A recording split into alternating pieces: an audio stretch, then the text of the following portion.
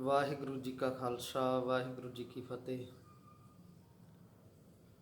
ਗੁਰੂ ਪਿਆਰੀ ਸਾਧ ਸੰਗਤ ਜੀ, ਸ੍ਰੀ ਗੁਰੂ ਗ੍ਰੰਥ ਸਾਹਿਬ ਜੀ ਦੀ ਅੰਮ੍ਰਿਤਮਈ ਬਾਣੀ ਦੇ ਵਿੱਚ ਜੋ 15 ਭਗਤ ਸਾਹਿਬਾਨ ਦੇ ਅੰਮ੍ਰਿਤਮਈ ਦਰਜ ਨੇ, ਇਹਨਾਂ ਦੇ ਵਿੱਚੋਂ ਇੱਕ ਨੇ ਭਗਤ ਪੀਪਾ ਜੀ। ਤੇ ਅੱਜ ਆਪਾਂ ਭਗਤ ਪੀਪਾ ਜੀ ਦੇ ਜੀਵਨ ਦੇ ਸੰਬੰਧ ਦੇ ਵਿੱਚ ਸੰਖੇਪ ਜਿਹੀ ਵਿਚਾਰ ਕਰਨੀ ਹੈ। ਭਗਤ ਪੀਪਾ ਜੀ ਦਾ ਜਨਮ ਰਾਜਸਥਾਨ ਦੇ ਝਾਲਾਵਾੜ ਦੇ ਇਲਾਕੇ ਦੇ ਵਿੱਚ ਗਗਰਾਉਂ ਨਗਰ ਦੇ ਵਿੱਚ 1425 ਈਸਵੀ ਦੇ ਵਿੱਚ ਹੋਇਆ ਸੀ। 20 ਸਾਲ ਦੀ ਉਮਰ ਦੇ ਵਿੱਚ ਇਹਨਾਂ ਨੂੰ ਗਗਰਾਉਂ ਰਿਆਸਤ ਦਾ ਰਾਜ ਭਾਗ ਹਾਸਲ ਹੋਇਆ। ਗਗਰਾਉਂ ਰਿਆਸਤ ਦੀ ਰਾਜਗੱਦੀ ਦੇ ਉੱਪਰ ਬਿਰਾਜਮਾਨ ਹੋਏ, ਰਾਜਾ ਬਣੇ। ਤੇ ਬਚਪਨ ਦਾ ਨਾਮ ਇਹਨਾਂ ਦਾ ਪ੍ਰਤਾਪ ਰਾਓ ਸੀ, ਰਾਜਾ ਪ੍ਰਤਾਪ ਰਾਓ। ਇਹਨਾਂ ਦੇ ਦਾਦਾ ਜੀ ਦਾ ਨਾਮ ਸੀ ਰਾਜਾ ਖੰਡਵਾ ਰਾਓ। ਤੇ ਇਹਨਾਂ ਦੇ ਵੱਡੇ ਵਡੇਰੇ ਰਾਜਾ ਜੈਤਪਾਲ ਨੇ 13ਵੀਂ ਸਦੀ ਦੇ ਅਖੀਰ ਦੇ ਵਿੱਚ ਪਠਾਨ ਕਮਾਲੂਦੀਨ ਨੂੰ ਹਰਾ ਕੇ ਇਸ ਇਲਾਕੇ ਦਾ ਜਿਹੜਾ ਰਾਜ ਭਾਗ ਹੈ ਉਹ ਹਾਸਲ ਕੀਤਾ ਸੀ। ਸੋ ਇਹ 20 ਸਾਲ ਦੀ ਉਮਰ ਦੇ ਵਿੱਚ ਹੀ ਰਾਜ ਭਾਗ ਇਹਨਾਂ ਨੂੰ ਹਾਸਲ ਹੋਇਆ। ਚੜ੍ਹਦੀ ਜਵਾਨੀ ਦੇ ਵਿੱਚ ਰਾਜ ਭਾਗ ਮਿਲਿਆ। ਰਾਜ ਭਾਗ ਦੇ ਸਾਰੇ ਸੁੱਖਾਂ ਦੇ ਸਾਧਨ, ਸਾਰਾ ਐਸ਼ੋ ਆਰਾਮ, ਸ਼ਾਹੀ ਠਾਠ ਬਾਠ, ਤੇ ਬਚਪਨ ਤੋਂ ਲੈ ਕੇ ਇਹਨੂੰ ਮਾਣਦੇ ਰਹੇ। ਚੜ੍ਹਦੀ ਜਵਾਨੀ ਦੇ ਵਿੱਚ ਰਾਜ ਭਾਗ ਵੀ ਮਿਲ ਗਿਆ, ਰਾਜੇ ਵੀ ਬਣ ਗਏ। ਪਰ ਇਸ ਦੇ ਬਾਵਜੂਦ ਵੀ ਇਹਦਾ ਕੀ ਕਾਰਨ ਸੀ ਕਿ ਅਖੀਰ ਰਾਜ ਭਾਗ ਦੇ ਸਾਰੇ ਐਸ਼ੋ ਆਰਾਮ ਤਿਆਗ ਕੇ ਇਹਨਾਂ ਨੂੰ ਪਰਮਾਤਮਾ ਦੀ ਭਗਤੀ ਦੇ ਮਾਰਗ ਦੇ ਉੱਪਰ ਚੱਲਣਾ ਪਿਆ। ਤੇ ਅਸਲ ਦੇ ਵਿੱਚ ਸਾਡੇ ਵਾਸਤੇ ਵੀ ਭਗਤ ਪੀਪਾ ਜੀ ਦਾ ਜਿਹੜਾ ਇਹ ਜੀਵਨ ਹੈ ਸਾਡੇ ਵਾਸਤੇ ਵੀ ਪ੍ਰੇਰਨਾਦਾਇਕ ਹੈ। ਗੁਰਬਾਣੀ ਦੇ ਵਿੱਚ ਸਾਨੂੰ ਸਮਝਾਏ ਗਏ ਇਸ ਨੁਕਤੇ ਨੂੰ ਆਪਣੇ ਜੀਵਨ ਦੇ ਵਿੱਚ ਇਹਨੂੰ ਚੰਗੀ ਤਰ੍ਹਾਂ ਵਿਚਾਰ ਕੇ ਆਪਣੇ ਜੀਵਨ ਦੇ ਵਿੱਚ ਇਹਦੇ ਉੱਪਰ ਅਮਲ ਕਰਨਾ ਚਾਹੀਦਾ ਹੈ। ਸਤਿਗੁਰੂ ਜੀ ਨੇ ਅੰਮ੍ਰਿਤਮਈ ਬਾਣੀ ਦੇ ਵਿੱਚ ਇਹ ਸਪਸ਼ਟ ਕਿਹਾ ਕਿ ਸਗਲ ਸ੍ਰਿਸ਼ਟ ਕੋ ਰਾਜਾ ਦੁਖੀਆ। ਕਹਿੰਦੇ ਕੋਈ ਭਾਵੇਂ ਕਿਸੇ ਇੱਕ ਖਿੱਤੇ ਜਾਂ ਕਿਸੇ ਇੱਕ ਇਲਾਕੇ ਦਾ ਰਾਜਾ ਹੀ ਨਹੀਂ, ਬਲਕਿ ਸਾਰੀ ਸ੍ਰਿਸ਼ਟੀ ਦਾ ਰਾਜ ਭਾਗ ਵੀ ਉਹਨੇ ਹਾਸਲ ਕਰ ਲਿਆ ਹੋਵੇ, ਸਾਰੀ ਸ੍ਰਿਸ਼ਟੀ ਦਾ ਰਾਜਾ ਵੀ ਬਣ ਜਾਏ, ਇਹਦੇ ਬਾਵਜੂਦ ਵੀ ਉਹ ਸੁਖੀ ਨਹੀਂ ਹੋ ਸਕਦਾ। ਜਿਹੜਾ ਸੁੱਖ ਹੈ ਉਹ ਕੇਵਲ ਤੇ ਕੇਵਲ ਪਰਮਾਤਮਾ ਦਾ ਨਾਮ ਜਪ ਕੇ ਹੀ ਮਿਲ ਸਕਦਾ ਹੈ।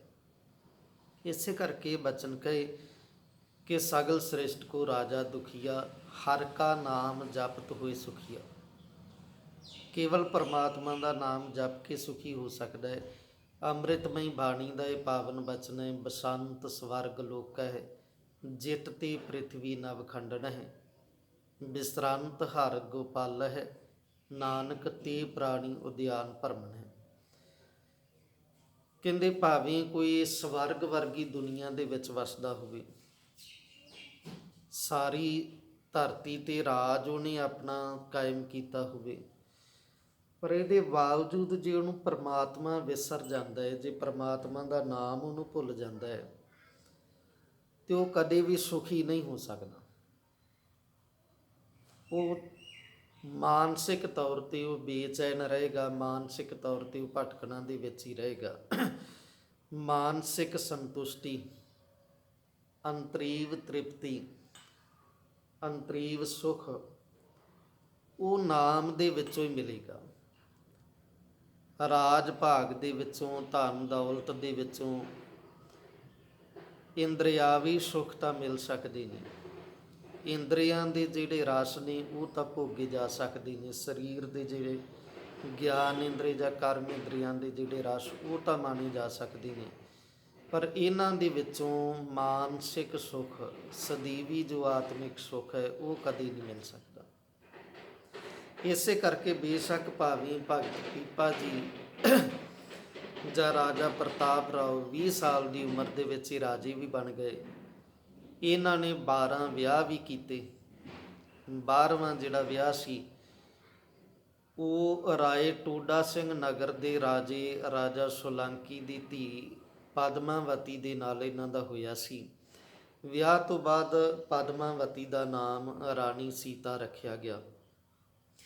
ਇਹਦੀ ਸਭ ਤੋਂ ਛੋਟੀ ਰਾਣੀ ਸੀ ਤੇ ਸਾਰੀਆਂ ਰਾਣੀਆਂ ਦੇ ਵਿੱਚੋਂ ਜ਼ਿਆਦਾ ਨੇੜਤਾ ਰਾਜਾ ਪ੍ਰਤਾਪ ਰਾਓ ਦੀ ਆਪਣੀ ਇਸੇ ਛੋਟੀ ਰਾਣੀ ਦੇ ਨਾਲ ਹੀ ਸੀ।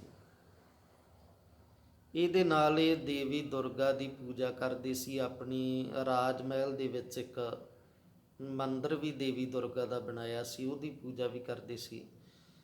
ਤੇ ਨਾਲ ਜੇ ਕੋਈ ਸਾਧੂ ਮਹਾਤਮਾ ਕੋਈ ਚੱਲ ਕੇ ਨਗਰ ਦੇ ਵਿੱਚ ਆਉਂਦੇ, ਉਹਨਾਂ ਦੀ ਸੇਵਾ ਕਰਦੇ, ਭੋਜਨ ਛਕਾਉਣੇ ਜਾਂ ਵਸਤਰ ਆਦਿਕ ਦਾਨ ਕਰਨੇ, ਤੇ ਉਹਨਾਂ ਤੋਂ ਬਚਨ ਵਿਲਾਸ ਵੀ ਸਰਵਣ ਕਰਿਆ ਕਰਦੇ ਸੀ, ਉਹਨਾਂ ਦੀ ਸੰਗਤ ਵੀ ਕਰਦੇ ਸੀ। ਇੱਕ ਦਿਨ ਇਹਨਾਂ ਦੇ ਨਗਰ ਦੇ ਵਿੱਚ ਵੈਸ਼ਨਵ ਸਾਧੂਆਂ ਦਾ ਇੱਕ ਟੋਲਾ ਚੱਲ ਕੇ ਆਇਆ। ਉਹ ਭਜਨ ਮੰਡਲੀ ਸੀ, ਉਹਨਾਂ ਦੇ ਵੱਲੋਂ ਭਜਨ ਗਾਇਨ ਕੀਤੇ ਗਏ। ਰਾਜਾ ਪ੍ਰਤਾਪ ਰਾਓ ਨੂੰ ਕਿਸੇ ਨੇ ਜਾ ਕੇ ਦੱਸਿਆ ਕਿ ਸਾਡੇ ਨਗਰ ਦੇ ਵਿੱਚ, ਆਪਣੇ ਨਗਰ ਦੇ ਵਿੱਚ ਵੈਸ਼ਨਵ ਸਾਧੂਆਂ ਦੀ ਇੱਕ ਟੋਲੀ ਆਈ ਹੈ, ਭਜਨ ਮੰਡਲੀ ਆਈ ਹੈ, ਬਹੁਤ ਸੁੰਦਰ ਭਜਨ ਉਹਨਾਂ ਦੇ ਵੱਲੋਂ ਗਾਇਨ ਕੀਤੇ ਜਾਂਦੇ ਨੇ। ਇਹ ਸੁਣ ਕੇ ਰਾਜਾ ਪ੍ਰਤਾਪ ਰਾਓ ਆਪ ਚੱਲ ਕੇ ਗਿਆ, ਜਾ ਕੇ ਇਹ ਭਜਨ ਮੰਡਲੀ ਨੂੰ ਮਿਲਿਆ, ਉਹਨਾਂ ਸਾਧੂਆਂ ਨੂੰ ਮਿਲਿਆ, ਉਹਨਾਂ ਨੂੰ ਆਪਣੇ ਰਾਜ ਮਹਿਲ ਦੇ ਵਿੱਚ ਆਉਣ ਦਾ ਨਿਯਮਤਾ ਦਿੱਤਾ। ਸੰਧਿਆ ਦੇ ਸਮੇਂ ਉਹ ਭਜਨ ਮੰਡਲੀ ਚੱਲ ਕੇ ਆਈ। ਇਹਨੇ ਆਪਣੇ ਵੱਲੋਂ ਪੂਰਾ ਆਦਰ ਸਤਿਕਾਰ ਉਹਨਾਂ ਦਾ ਕੀਤਾ, ਉਹਨਾਂ ਦੀ ਸੇਵਾ ਕੀਤੀ, ਪ੍ਰਸ਼ਾਦਾ ਪਾਣੀ ਛਕਾਇਆ। ਸਾਰੀ ਰਾਤ ਉਹਨਾਂ ਦੇ ਵੱਲੋਂ ਭਜਨ ਗਾਏ ਗਏ। ਰਾਜਾ ਪ੍ਰਤਾਪ ਰਾਓ ਦਾ ਮਨ ਬਹੁਤ ਪ੍ਰਭਾਵਿਤ ਹੋਇਆ ਤੇ ਇਹਨੇ ਉਹਨਾਂ ਸਾਧੂਆਂ ਨੂੰ ਕਿਹਾ ਕਿ ਮੈਨੂੰ ਵੀ ਕੋਈ ਉਪਦੇਸ਼ ਦਿਓ ਜਿਹਦੇ ਨਾਲ ਮੈਨੂੰ ਵੀ ਮੁਕਤੀ ਮਿਲ ਜਾਏ। ਪਰ ਉਹਨਾਂ ਸਾਧੂਆਂ ਨੇ ਇਹਨੂੰ ਕਿਹਾ ਕਿ ਜੇ ਤੂੰ ਮੁਕਤੀ ਹਾਸਲ ਕਰਨੀ ਹੈ ਤੇ ਤੈਨੂੰ ਭਗਤ ਰਾਮਾਨੰਦ ਜੀ ਦੇ ਕੋਲੇ, ਸੰਤ ਰਾਮਾਨੰਦ ਜੀ ਦੇ ਕੋਲ ਜਾਣਾ ਚਾਹੀਦਾ ਹੈ। ਬਨਾਰਸ ਨਗਰ ਦੇ ਵਿੱਚ, ਕਾਸ਼ੀ ਦੇ ਵਿੱਚ ਉਹਨਾਂ ਦਾ ਨਿਵਾਸ ਹੈ, ਉਹਨਾਂ ਦੇ ਕੋਲ ਜਾਓ। ਉਹ ਤੁਹਾਨੂੰ ਜ਼ਰੂਰ ਉਹ ਗਿਆਨ ਦ੍ਰਿੜ ਕਰਵਾਉਣਗੇ ਜਿਸ ਦੇ ਨਾਲ ਇਹ ਦੁਨਿਆਵੀ ਜੰਜਾਲਾਂ ਦੇ ਵਿੱਚੋਂ ਬਾਹਰ ਨਿਕਲ ਕੇ ਤੁਸੀਂ ਮੁਕਤੀ ਦੀ ਪ੍ਰਾਪਤੀ ਕਰ ਸਕੋ। ਰਾਜਾ ਪ੍ਰਤਾਪ ਰਾਓ ਇਹਦੇ ਵਾਸਤੇ ਮੰਨ ਗਿਆ, ਤਿਆਰ ਹੋ ਗਿਆ। ਤੇ ਕੁਝ ਦਿਨਾਂ ਦੇ ਬਾਅਦ ਇਹਨੇ ਆਪਣੀਆਂ ਸਾਰੀਆਂ ਰਾਣੀਆਂ ਦੇ ਸਮੇਤ ਆਪਣੇ ਸਾਰੇ ਵਜ਼ੀਰਾਂ ਅਧਿਕਾਰੀਆਂ ਨੂੰ ਨਾਲ ਲੈ ਕੇ, ਪੂਰਾ ਲਾਓ ਲਸ਼ਕਰ ਨਾਲ ਲੈ ਕੇ ਤੇ ਕਾਸ਼ੀ ਦੇ ਵੱਲ ਚੱਲਣ ਦੀ ਤਿਆਰੀ ਕੀਤੀ। ਸਾਰਾ ਪੈਂਡਾ ਤੈਅ ਕਰਕੇ ਕਾਸ਼ੀ ਪਹੁੰਚੇ। ਭਗਤ ਰਾਮਾਨੰਦ ਜੀ ਦੇ ਡੇਰੇ ਦੇ ਕੋਲ ਆ ਕੇ ਆਪਣਾ ਟਿਕਾਣਾ ਕੀਤਾ। ਉੱਥੇ ਤੰਬੂ ਕਨਾਤਾਂ ਲਾ ਕੇ ਆਪਣੇ ਰਹਿਣ ਦਾ ਪ੍ਰਬੰਧ ਕੀਤਾ। ਅਗਲੇ ਦਿਨ ਭਗਤ ਰਾਮਾਨੰਦ ਜੀ ਨੂੰ ਜਾ ਕੇ ਮਿਲੇ, ਉਹਨਾਂ ਦੇ ਦਰਸ਼ਨ ਕੀਤੇ ਤੇ ਨਾਲ ਉਹਨਾਂ ਨੂੰ ਇਹ ਬਚਨ ਕਿਹਾ ਕਿ ਮੇਰੇ ਤੇ ਕਿਰਪਾ ਕਰੋ, ਮੈਨੂੰ ਕੋਈ ਐਸਾ ਉਪਦੇਸ਼ ਦਿਓ ਜਿਸ ਦੇ ਨਾਲ ਮੈਨੂੰ ਮੁਕਤੀ ਮਿਲ ਸਕੇ, ਮੈਨੂੰ ਵੀ ਆਪਣੇ ਸ਼ਿਸ਼ ਦੇ ਰੂਪ ਦੇ ਵਿੱਚ ਸਵੀਕਾਰ ਕਰ ਲਓ। ਪਰ ਭਗਤ ਰਾਮਾਨੰਦ ਜੀ ਨੇ ਬਚਨ ਕਿਹਾ ਕਿ ਰਾਜਿਆਂ ਦੇ ਨਾਲ ਸਾਡੀ ਕਾਹਦੀ ਨੇੜਤਾ, ਰਾਜ ਭਾਗ ਦੇ ਨਾਲ, ਰਾਜਿਆਂ ਦੇ ਨਾਲ ਸਾਡਾ ਸਾਧੂਆਂ ਦਾ ਕੀ ਮੇਲ ਮਿਲਾਪ ਹੋ ਸਕਦਾ ਹੈ। ਇਸ ਤਰ੍ਹਾਂ ਕਹਿ ਕੇ ਉਹਨਾਂ ਨੇ ਰਾਜਾ ਪ੍ਰਤਾਪ ਰਾਓ ਨੂੰ ਕੋਈ ਉਪਦੇਸ਼ ਦ੍ਰਿੜ ਕਰਵਾਉਣ ਤੋਂ ਇਨਕਾਰ ਕਰ ਦਿੱਤਾ। ਨਿਰਾਸ਼ ਹੋ ਕੇ ਵਾਪਸ ਪਰਤੇ, ਪਰ ਆ ਕੇ ਰਾਜ ਭਾਗ ਦੀਆਂ ਸਾਰੀਆਂ ਸੁੱਖ ਸਹੂਲਤਾਂ ਛੱਡ ਦਿੱਤੀਆਂ। ਰਾਜ ਕਰਦੇ ਰਹੇ ਪਰ ਰਾਜ ਭਾਗ ਦੇ ਐਸ਼ੋ ਆਰਾਮ ਇਹਨਾਂ ਨੇ ਆ ਕੇ ਤਿਆਗ ਦਿੱਤੇ। ਕੁਝ ਸਮੇਂ ਦੇ ਬਾਅਦ ਸਾਦੇ ਵਸਤਰ, ਸਾਦੇ ਕੱਪੜੇ ਪਹਿਨ ਕੇ ਆਪਣੀ ਇੱਕੋ ਰਾਣੀ, ਜਿਹੜੀ ਛੋਟੀ ਰਾਣੀ ਜਿਹਦੇ ਨਾਲ ਜ਼ਿਆਦਾ ਨੇੜਤਾ ਸੀ, ਰਾਣੀ ਸੀਤਾ ਨੂੰ ਨਾਲ ਲੈ ਕੇ ਰਾਜਾ ਪ੍ਰਤਾਪ ਰਾਓ ਦੁਬਾਰਾ ਚੱਲ ਕੇ ਕਾਸ਼ੀ ਪਹੁੰਚੇ। ਆ ਕੇ ਭਗਤ ਰਾਮਾਨੰਦ ਜੀ ਨੂੰ ਮਿਲੇ ਤੇ ਭਗਤ ਰਾਮਾਨੰਦ ਜੀ ਰਾਜਾ ਪ੍ਰਤਾਪ ਰਾਓ ਦੀ ਇਹ ਸਾਦਗੀ ਨੂੰ ਦੇਖ ਕੇ ਬੜੇ ਪ੍ਰਸੰਨ ਹੋਏ। ਇਸ ਕਰਕੇ ਰਾਜਾ ਪ੍ਰਤਾਪ ਰਾਓ ਨੂੰ ਭਗਤ ਰਾਮਾਨੰਦ ਜੀ ਨੇ ਇੱਥੇ ਫਿਰ ਆਪਣਾ ਸ਼ਿਸ਼ ਬਣਾਇਆ। ਇਹਨਾਂ ਨੂੰ ਇਹ ਉਪਦੇਸ਼ ਦ੍ਰਿੜ ਕਰਵਾਇਆ ਕਿ ਜੇ ਮੁਕਤੀ ਹਾਸਲ ਕਰਨੀ ਹੈ ਤੇ ਉਹ ਮੁਕਤੀ ਤੈਨੂੰ ਦੇਵੀ ਦੁਰਗਾ ਦੀ ਪੂਜਾ ਦੇ ਵਿੱਚੋਂ ਨਹੀਂ ਮਿਲ ਸਕਦੀ। ਇਹਦੇ ਵਾਸਤੇ ਤੈਨੂੰ ਇੱਕ ਈਸ਼ਵਰ ਦੀ, ਬ੍ਰਹਮ ਦੀ, ਇੱਕ ਪਰਮਾਤਮਾ ਦੀ ਪੂਜਾ ਕਰਨੀ ਪਏਗੀ, ਇੱਕ ਪਰਮਾਤਮਾ ਦੀ ਉਪਾਸਨਾ ਕਰਨੀ ਪਏਗੀ। ਪਰਮਾਤਮਾ ਦਾ ਨਾਮ ਜਪ ਕੇ ਹੀ ਬੰਧਨਾਂ ਤੋਂ ਮੁਕਤ ਹੋਇਆ ਜਾ ਸਕਦਾ ਹੈ। ਪਰਮਾਤਮਾ ਦਾ ਨਾਮ ਜਪ ਕੇ ਹੀ ਜਨਮ ਤੇ ਮਰਨ ਦਾ ਜਿਹੜਾ ਗੇੜ ਹੈ ਉਹ ਕੱਟਿਆ ਜਾ ਸਕਦਾ ਹੈ। ਇਸ ਕਰਕੇ ਪਰਮਾਤਮਾ ਦਾ ਨਾਮ ਉਹਦੇ ਪ੍ਰੇਮ ਦੇ ਵਿੱਚ ਭਿੱਜ ਕੇ ਜੇ ਜਪੇਗਾ ਤੇ ਤੈਨੂੰ ਮੁਕਤੀ ਜ਼ਰੂਰ ਮਿਲੇਗੀ। ਇਹਨਾਂ ਹੀ ਉਪਦੇਸ਼ ਦ੍ਰਿੜ ਕਰਕੇ ਆਪਣੇ ਹਿਰਦੇ ਦੇ ਵਿੱਚ ਵਸਾਇਆ, ਪਰਮਾਤਮਾ ਦਾ ਨਾਮ ਜਪਣਾ ਸ਼ੁਰੂ ਕੀਤਾ। ਆਪਣੀ ਰਾਣੀ ਦੇ ਸਮੇਤ ਵਾਪਸ ਆਪਣੇ ਨਗਰ ਗਗਰਾਉਣ ਪਰਤ ਕੇ ਆਏ। ਰਾਜ ਭਾਗ ਦੇ ਮਹਿਲਾਂ ਦੇ ਸੁੱਖ ਐਸ਼ੋ ਆਰਾਮ ਤੋਂ ਦੂਰ ਰਹੇ, ਸਾਦਗੀ ਵਾਲਾ ਜੀਵਨ ਬਸਰ ਕਰਨਾ ਸ਼ੁਰੂ ਕੀਤਾ ਤੇ ਨਾਲ ਪਰਮਾਤਮਾ ਦਾ ਨਾਮ ਜਪਣਾ ਸ਼ੁਰੂ ਕੀਤਾ। ਜਿਵੇਂ ਜਿਵੇਂ ਗੁਣ ਗਾਉਂਦੇ ਗਏ, ਜਿਵੇਂ ਜਿਵੇਂ ਨਾਮ ਜਪਦੇ ਗਏ, ਮਨ ਹੋਰ ਵੀ ਜ਼ਿਆਦਾ ਪ੍ਰੇਮ ਦੇ ਵਿੱਚ ਭਿੱਜਦਾ ਗਿਆ